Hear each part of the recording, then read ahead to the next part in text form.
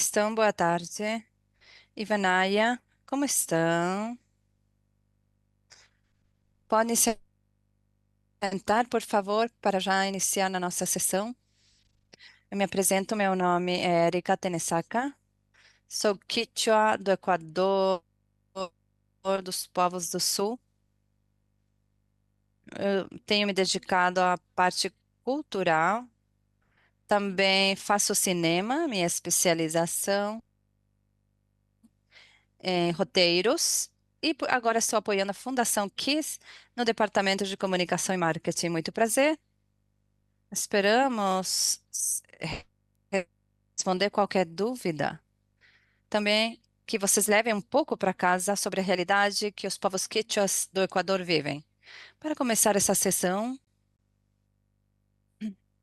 vamos falar sobre os desafios de falar de inclusão digital nas comunidades. Promover a inclusão digital em comunidades com acesso restrito à tecnologia, através do desenvolvimento de habilidades digitais e moles, a implementação de um modelo de empoderamento tecnológico e segurança digital, com enfoque intercultural e a geração de evidência que contribua com políticas públicas focadas em equidade e inclusão tecnológica. O objetivo dessa sessão é informar realidades vividas nas nossas comunidades, do nosso sentir como quichuas, warmes, que podemos estar envolvidos nesses espaços, falar de inclusão digital e entender isso da perspectiva intercultural. Para isso, vamos ser acompanhados do México, o Chile e o Equador, por Jessica Morales, indígena equatoriana. Tem um mestrado em cibersegurança com mais de 10 anos de experiência no setor tecnológico e CEO da Fundação KISS. Também está nos acompanhando a Mariana Lopes, advogada e comunicadora do México, geradora de política pública para comunicação em populações indígenas.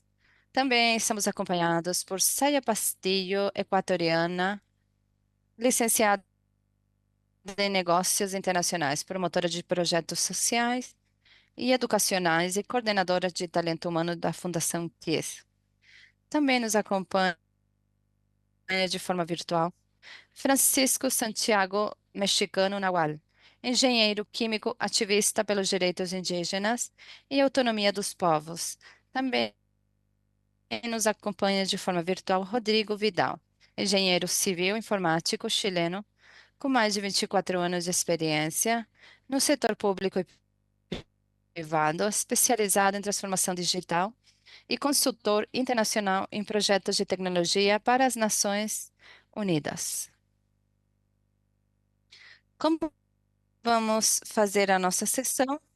A dinâmica consiste em que os moderadores virtuais vão fazer perguntas para os nossos apresentadores e no final da intervenção vamos compartilhar também um momento cultural. Agora pedimos, por favor, para a nossa CEO da Fundação KISS, Jessica Morales, para nos acompanhar e compartilhe um pouco do que se trata a Fundação KISS, por nos fornecer a oportunidade de estarmos aqui com vocês e compartilhar as nossas realidades. Parabenizar os organizadores do evento, os anteriores apresentadores que estão fazendo ativismo a partir das suas realidades e conhecimentos, e esses espaços são necessários, não são suficientes, e que esses conhecimentos que vocês levem para os seus locais e possam colocá-los em prática. Nós somos o Quechua Institute Science, Technology e Humanity. Somos uma rede de profissionais com o objetivo de fornecer suporte e solução aos problemas das comunidades através da ciência, tecnologia, inovação e da sabedoria ancestral. Nós somos os filhos e filhas dos nossos pais, mamas que lutaram em seu momento. No Equador, em 2008, foi legalizado fomos identificados como comunidades indígenas. Está registrado o nosso idioma materno como Quechua. A partir disso, foram feitos alguns trabalhos. E nesse caso, nós, como profissionais, que tivemos o privilégio de ter uma formação acadêmica, voltamos para ver as nossas comunidades e queremos compartilhar esse aprendizado. E é isso que hoje viemos para conversar. A nossa missão é impulsionar o desenvolvimento sustentável dos povos de nacionalidades por meio da educação, pesquisa, o empoderamento na ciência, tecnologia e sabedoria ancestral para responder os desafios comunitários, para no futuro chegar a sermos uma organização de profissionais quichuas e não quichuas, líderes na criação de soluções sustentáveis para o desenvolvimento socioeconômico e cultural dos povos e nacionalidades indígenas do Equador. E aí, tem algumas fotos. Agora já para passar para as perguntas. Muito obrigado, Jesse. E bom a todos também. É muito importante, a partir do empoderamento dos quichuas caneares, mostremos e as quechuas dos povos, mostremos esses sentimentos. E para poder compartilhar a paridade mulher-homem, também temos os nossos apresentadores virtuais que vão estar agora fazendo as perguntas para os nossos apresentadores. Pedimos, por favor, para o Rodrigo nos ajudar com a primeira pergunta. Olá, muito boa tarde a todos. Não sei se consegue me ouvir bem. Perfeito. Boa tarde, bem-vindos a esse belo país. Eu sou chileno, participando pela Fundação Kids nessa iniciativa. A primeira pergunta para os nossos queridos apresentadores. Quais vocês acreditam que são os principais obstáculos que as comunidades indígenas enfrentam para acesso à tecnologia? Boa tarde a todos, eu sou Ayap Castillo e para responder a essa pergunta, eu considero que isso pode ser dividido em duas partes. A primeira é o que falamos, as dificuldades das comunidades indígenas para acessar a tecnologia, mas também os obstáculos da tecnologia para acessar as comunidades. Então, na primeira parte, nós identificamos que tem uma falta de infraestrutura, ação governamental, vontade política em relação à política que é escassa para as comunidades. Mas a questão é que nós também vemos a importância de levar a tecnologia até as comunidades. Muitas vezes a comunidade, as tecnologias foram muito invasivas e isso fez com que as comunidades ficassem com medo de sua privacidade. Então, nós vemos a tecnologia como uma coisa alheia. Então, dependendo da forma que a tecnologia é gerida, ela pode dar muitas oportunidades, mas também nos aproxima da ocidentalização.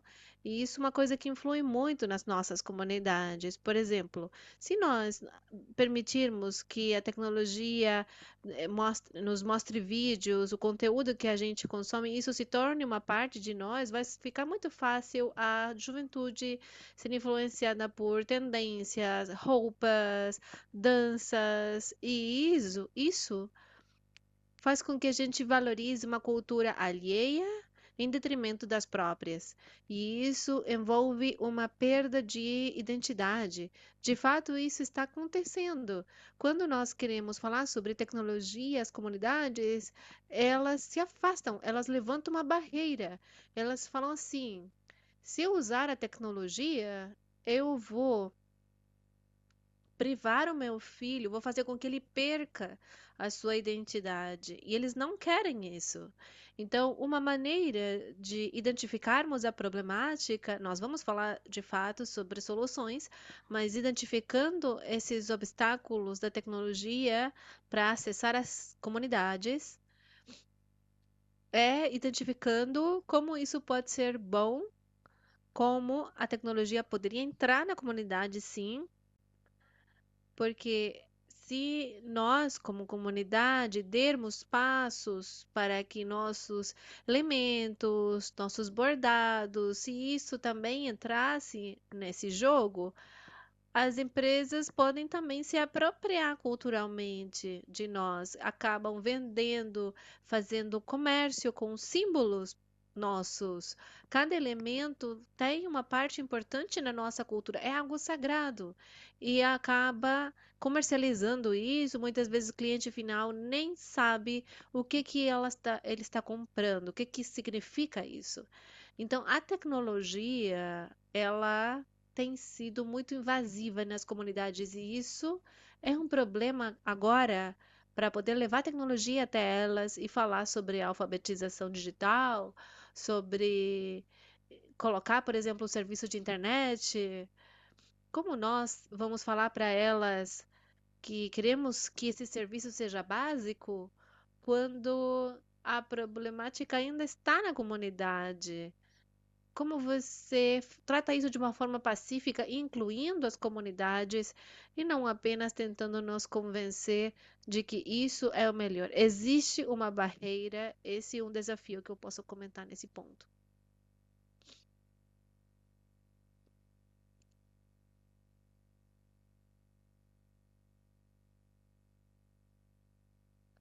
Bem, e complementando com o que Saya falou, isso é verdade.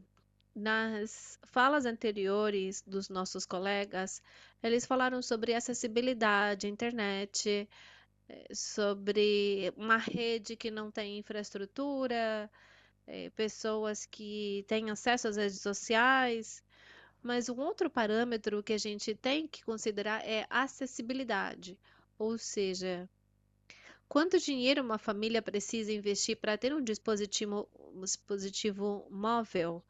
Quanto dinheiro ela deve investir para ter um aparelho eletrônico? No caso do Equador, a situação atual tem uma emergência energética onde tem 8 até 14 horas diárias sem energia.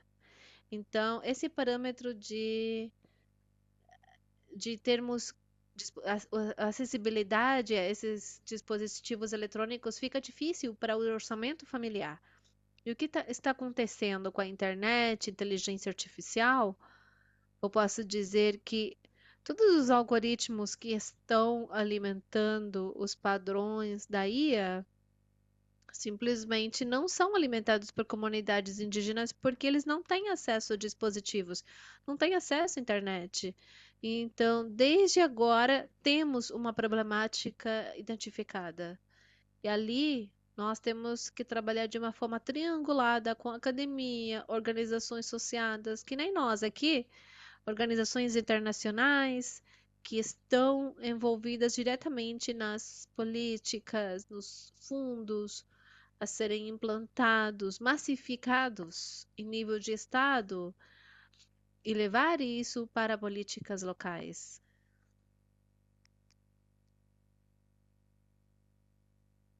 Mas se nós trabalharmos a partir das políticas, nós desejamos que as comunidades também falem sobre empoderamento, sobre essa cura que a colega anterior falou.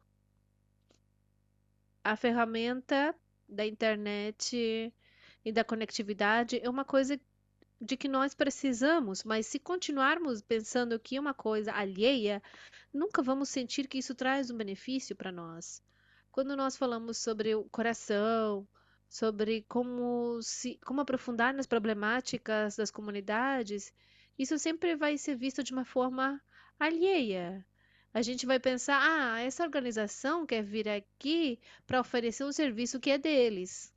E no longo prazo, isso não vai ser implantado ou não vai se manter no tempo. Então, essas coisas, como é que a gente sabe? Como é que a gente aprende? As organizações aprendem de dentro das necessidades das comunidades, porque se de fora elas vierem aqui para repetir um discurso ocidental, não vão não vão atingir o ponto que elas querem conseguir.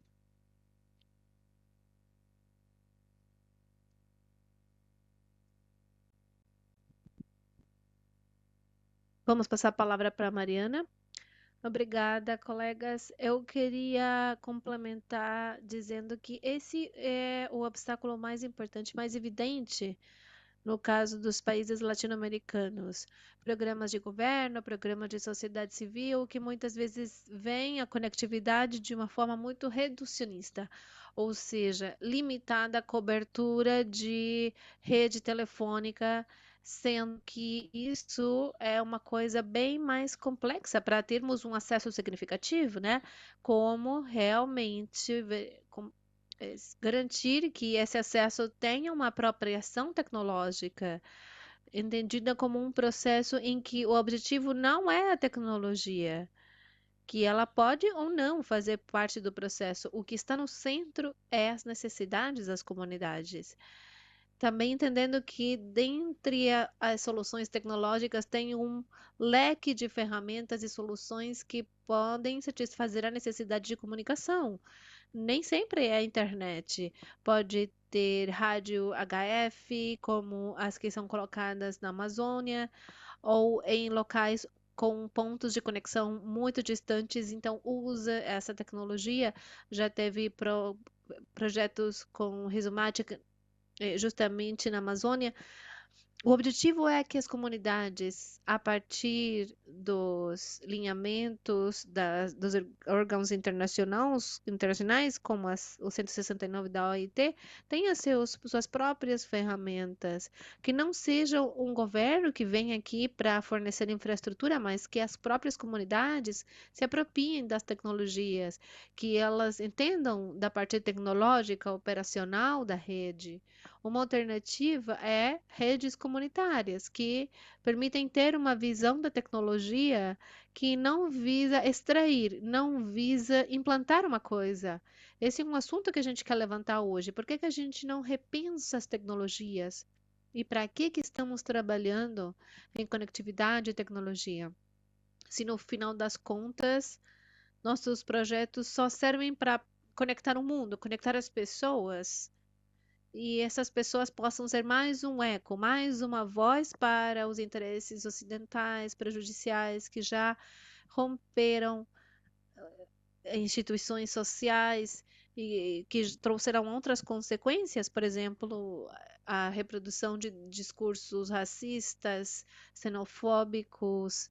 A gente precisa pensar como essas tecnologias podem ser transformadas e apropriadas para atenderem às necessidades das comunidades e não ao invés, não que as comunidades tenham que se adaptar às tecnologias. Obrigado, Mariana. Agora vamos passar para a próxima pergunta. Nosso moderador virtual, Francisco, vai nos ajudar com a próxima pergunta, por favor?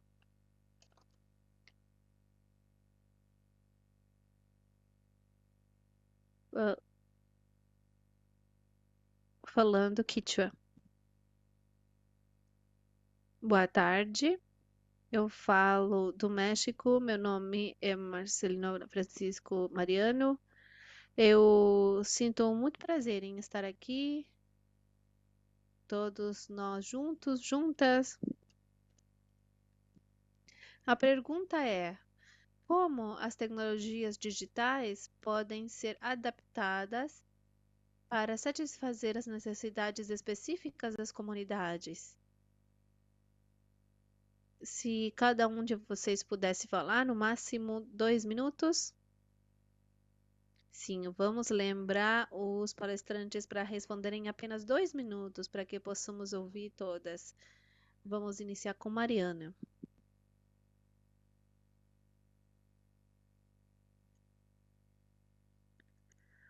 Muitas iniciativas ou estratégias que têm a ver com a conectividade à internet, infraestrutura básica para telecomunicações, têm uma visão de ser simplesmente uma questão de ir, entregar o serviço e sair do território. Existem programas que não permitem as comunidades nem tocar nos dispositivos. Essa parte técnica é pensada como se isso é um aparelho, uma antena, uma infraestrutura que é do Estado e, portanto, as comunidades não têm direito de tocar nas infraestruturas. Então, por isso que eu acho que é tão importante pensar na formação, que é fundamental, mas uma formação holística, que ela abranja o atendimento de problemas naturais, às vezes a rede cai, como superar um problema técnico quando cai energia, questões de sustentabilidade. Pode ser que na comunidade já exista uma antena, por colocar um exemplo simples, e a antena virou um simples pedaço de ferro porque eles não se apropriaram da tecnologia. Pode ser que ela nem seja relevante para eles. E um segundo ponto seria os conteúdos. Conteúdos são importantes porque uma vez que a tecnologia, a conectividade é instalada, como a gente garante que os conteúdos sejam relevantes, que contribuam, que sejam um reflexo do que a comunidade quer ouvir, do que a comunidade precisa, e não ao contrário, não é conteúdo inserido na comunidade que quebra a estrutura, quebra a dinâmica. E assim, rapidamente, falando dos obstáculos jurídicos, na maioria dos países latino-americanos não existe uma infraestrutura jurídica para que as comunidades possam operar seus próprios meios de telecomunicação, porque não têm acesso ao espectro radioelétrico.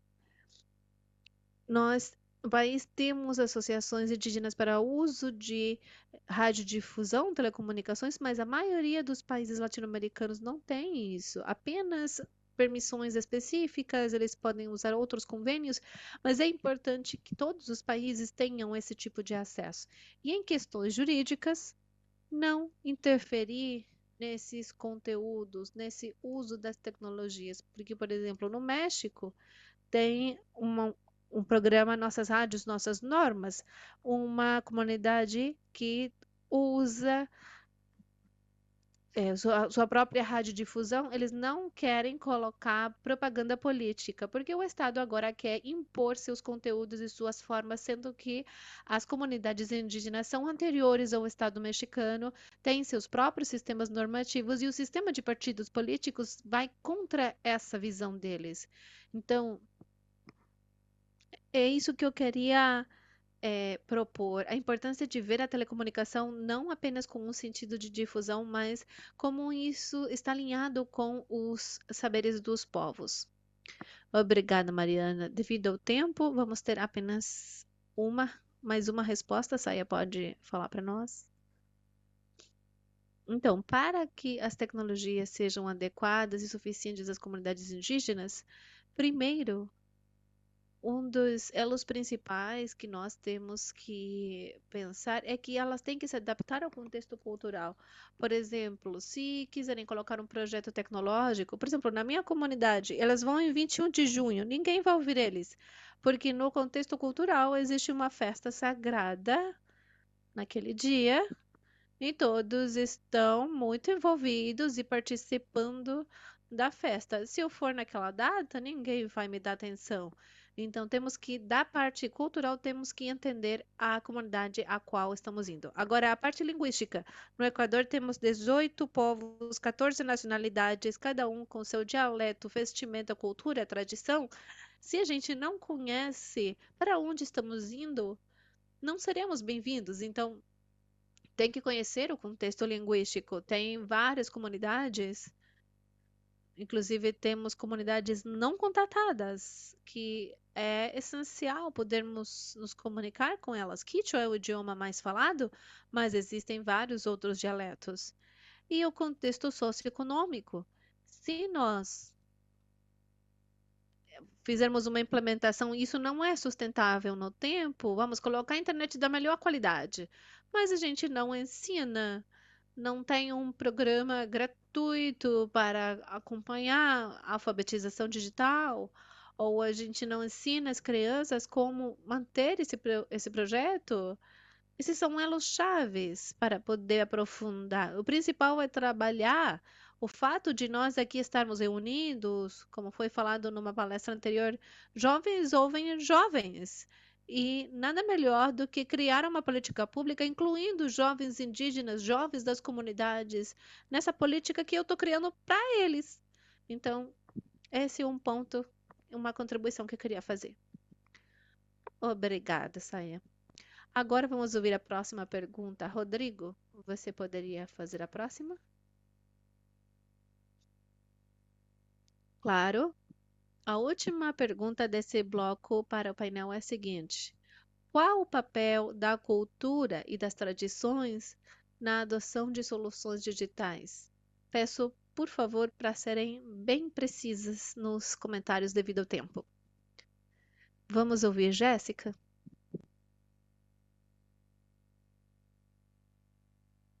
A linguagem é o meio mais importante de comunicação humana e troca de informações e conhecimentos. Por isso, a capacidade de usar a própria língua online e offline para acessar a educação é o seguinte: tem uma perda das nossas línguas minoritárias. E o fato delas não estarem digitalizadas, elas não estarem no ciberespaço, possivelmente nós vamos perder uma língua nativa das comunidades. Essa digitalização é algo que deve ser feito de maneira controlada, com o apoio das comunidades, não só de fora para dentro, mas num trabalho conjunto. Obrigada, Jéssica. Mariana? Sim, assim como foi falado, Santiago Garcia Gago falou no seu livro Politista da Tecnologia, não se trata de condenar a vida online ou esses instrumentos tecnológicos, mas compreender as bases materiais e tecnológicas do atual modelo de desenvolvimento e imaginar alternativas para exercer esses direitos. Eu acho que no centro dessas estratégias de comunicação e de tudo que nós queremos narrar, sempre vai ter no centro as histórias, os conteúdos próprios das comunidades, aquilo que quer ser transmitido, porque nessas questões jurídicas que nós trabalhamos, nós nos perguntamos: e se agora estivermos num processo de defesa política em certos espaços, num juizado, em diferentes momentos, num tribunal, e depois a gente olha para trás e vê que esse tecido se quebrou, se rasgou de uma forma irreparável porque perdemos nosso centro. Por isso que a cultura, a vida, a cosmovisão nos nossos povos indígenas, no México, na América Latina, no Equador, são a primeira linha de defesa do território e é dali que começa a defesa da língua e de tudo. Eu acho que essa é a relevância da cultura. Obrigado, Mariana. Passamos com Saia. Bom, nesse sentido, para a adoção de soluções digitais, a globalização é um fenômeno em que nós não podemos nos isolar, não podemos fugir dele. Todos estamos sob essa influência. Sem deixar que ocorra algo, não podemos evitar isso. Então, saber lidar com isso também é nos adaptarmos à tecnologia. Então, se nós incluirmos ou nos adaptarmos, deve ser sempre num sentido em que a nossa identidade seja ciente e venha de nós, o fato de saber quem somos. Continuar falando desses temas, saber quem sou, de onde eu venho, qual é a minha cultura, mas que venha uma consciência de si mesmo. Também termos depois coerência para lidar com esses temas. Não importa que as tecnologias avancem e as modas continuem, mas termos essa coerência de sabermos quem somos e usarmos as tecnologias até onde isso me permitir, sem perder a minha identidade. Muito obrigada às nossas apresentadoras. A seguir, pedimos para a Mariana nos ajudar com uma conclusão rápida de quais passos achamos que são chaves para ultrapassar os desafios mencionados e uma mensagem sobre a inclusão digital e preservação cultural. Creio que, a partir do que comentamos, sai a Jéssica e que escutamos nas conversas anteriores, é importante levar em conta que as tecnologias não são neutrais. Elas vêm criadas com um objetivo específico para beneficiar sujeitos, pessoas, empresas específicas, sempre pensar a partir disso como vão ser construídos esses projetos de comunicação. Creio que para os seguintes passos, como bem dissemos, tem obstáculos enfrentados na hora de usar as tecnologias, que são falta de infraestrutura básica, de vontade política. Essa forma da tecnologia que tende a agir, que fomenta a ocidentalização. Então, qual vai ser a resposta? Creio que sempre é importante que a vida esteja no centro, a criação, que a cosmovisão esteja no centro, e a partir dali podemos partir. Também ver essa tecnologia, essa conectividade de uma forma inclusiva de apropriação tecnológica, isto é, que não sejam vistos os povos indígenas como sujeitos passivos, mas como sujeitos que podem ser inseridos nessa cadeia de valores, que até pode gerar riqueza para a própria comunidade, que seja certamente a tecnologia que se adapte às tradições e costumes, e como a Saia bem disse, a tecnologia até onde for conveniente, enquanto ela começar a quebrar esse tecido, romper essas relações, não deve entrar mais. Então, olharmos para a tecnologia não como um fim, mas como um processo, um meio que pode ou não fazer parte das nossas estratégias de comunicação. Transformá-la em algo que nem sempre seja necessário, mas que possa fazer parte das nossas estratégias, mas que nunca seja o objetivo. Agora, faremos a sessão de perguntas para as pessoas. Não sei como estamos no tempo. Serão 3 perguntas. Duas? 3. Ok, muito obrigada. Vamos fazer 3 perguntas. Por conta do tempo, por favor. A pessoa que está de óculos?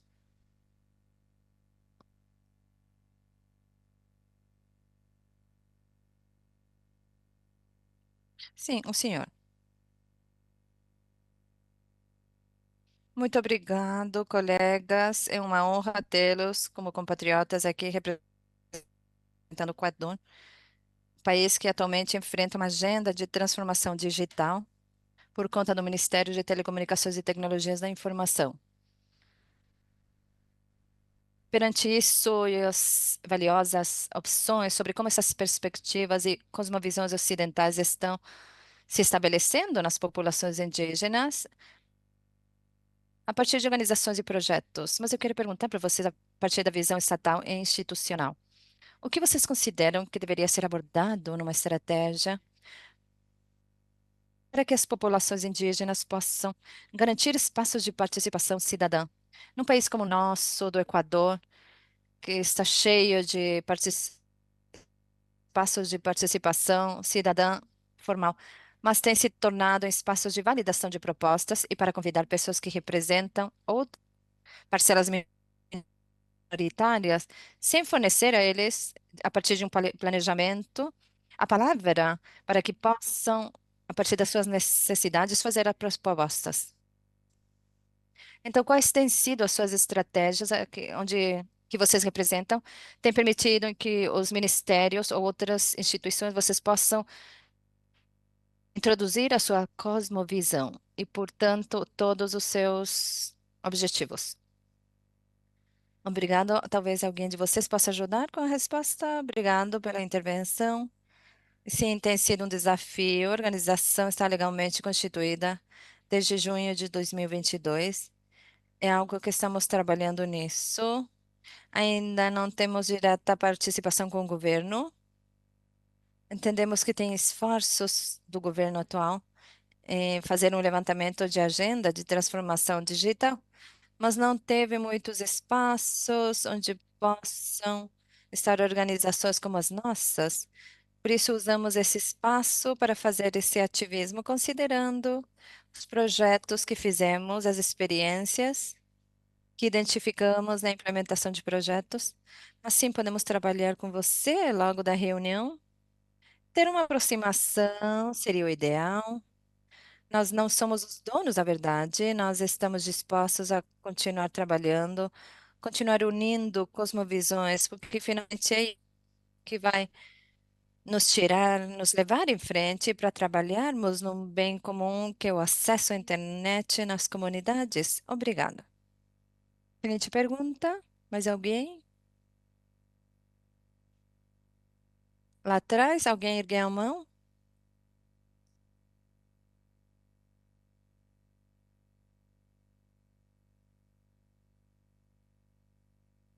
Olá, boa tarde. Estou desde manhã tentando falar e não me deixaram. Meu nome é Wilson Guilherme, sou de Rondônia, da CEPARTE. Essa é uma organização, nós trabalhamos perspectivas de inclusão pela tecnologia a partir da Amazônia.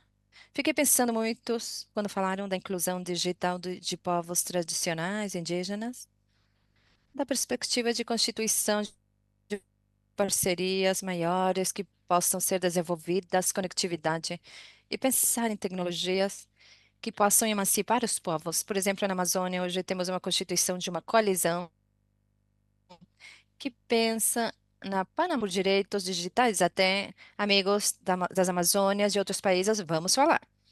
Fiquei pensando, então, como fazer o debate sobre inclusão digital, sobre conectividade com os povos indígenas, num conceito mais amplo, que não seja somente de um país, porque entendemos que isso é maior do que uma única nação. Não sei, não conheço iniciativas, gostaria de saber se vocês têm indicações sobre como começar essa articulação, para que também nós, na nossa cidade, possamos indicar, para mostrar para essas pessoas se tem outras experiências de parcerias positivas para pensarmos na América Latina e o Caribe. Mariana? Claro, como eu contei, tem organizações parceiras que trabalham na questão de tecnologias a partir de uma visão de autonomia, por exemplo, a Risomática, que bem na Amazônia trabalha com sistemas de rádio HF, onde talvez as condições não chegam a ser para uma tecnologia mais complexa, porque ocorre no norte do México, tem populações que são menores de 10 pessoas. Então, gerar outro tipo de infraestrutura seria de um preço enorme. Então, trabalhamos nesses assuntos, são processos de formação que permitem que as comunidades desenvolvam todas essas habilidades e não precisem mais de nenhum ator externo para desenvolver as suas próprias redes comunitárias ou processos de autonomia. E tem a Colômbia, na Colômbia, que também faz processos de formação, está ali, ele também tem redes a fazer. Nós somos uma organização que há 20 anos acompanha processos de comunicação em comunidades rurais indígenas, da apropriação tecnológica, incidência política, geração de conteúdos próprios.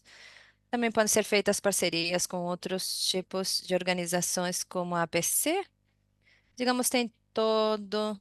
Sempre digo que é como uma seta de redes comunitárias, porque todo um mundo de tudo que pode ser possível através da tecnologia que nos ensinaram que é algo muito alheio, distante, mas que na realidade, a partir da formação de conhecer isso, pode ser feita inclusive em inovação tecnológica que possa responder às verdadeiras necessidades dos territórios no Brasil.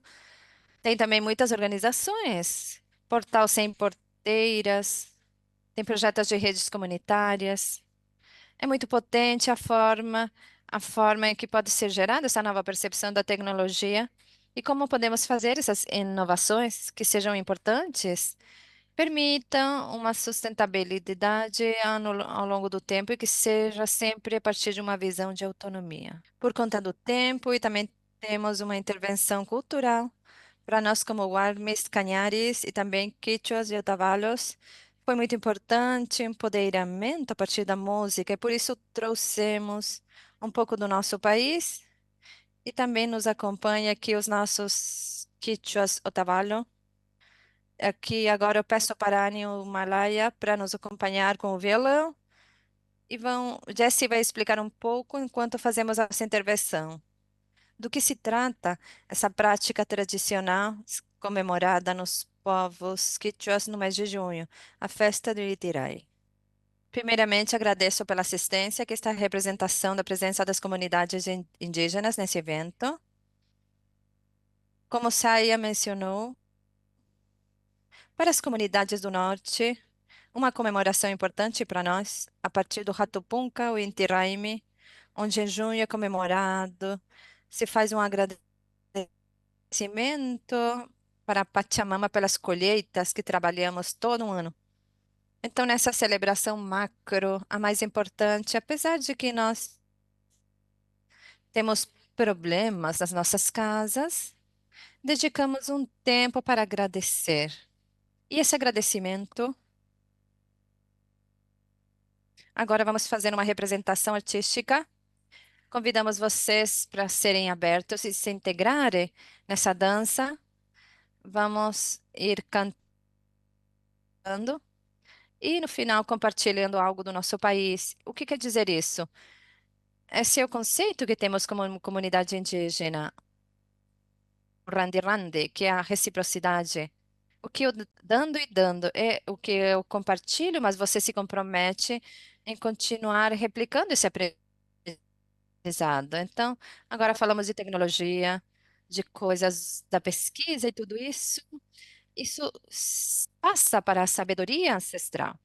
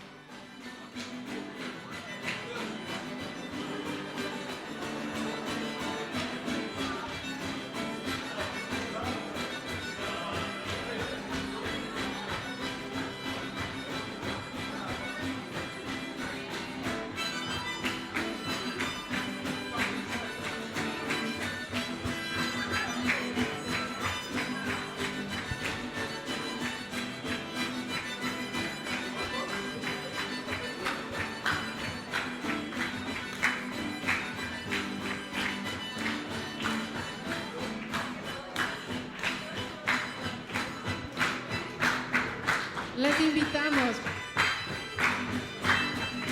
Convidamos todos.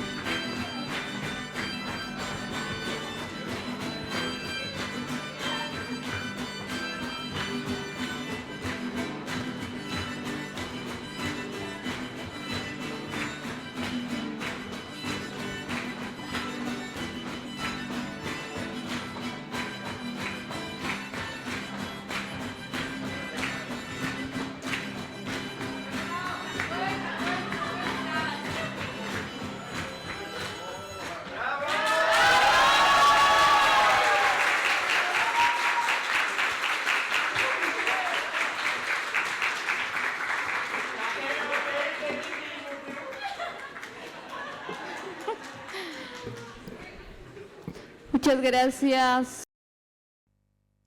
Muito obrigada por fazer parte desse momento tão especial para as nossas comunidades.